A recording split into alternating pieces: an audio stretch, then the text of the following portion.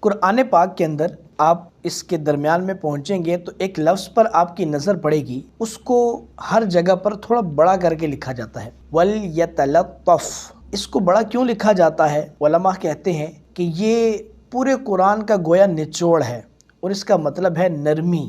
حضرت موسیٰ کلیم اللہ علی نبینا علیہ الصلوۃ والسلام کو اللہ تبارک و تعالیٰ نے جب فرعون کے پاس بھیجا تو اللہ نے فرمایا کہ اس سے نرمی سے بات کرنا۔ ایسا کیوں کہا گیا؟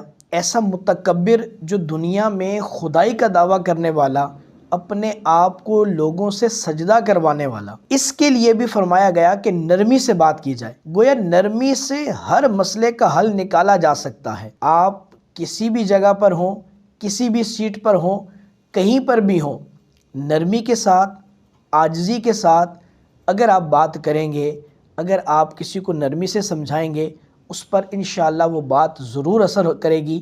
لہذا اپنی زندگی میں سختی لانے کے بجائے جلال، غصہ اور اس طرح کی کیفیت لانے کے بجائے بہتر ہے کہ قرآن کے اس لفظ کو سیکھیے، اس کو سمجھیے، اس پر عمل کیجیے، اپنی زندگی کو نرمی کے ساتھ بدل لیجیے۔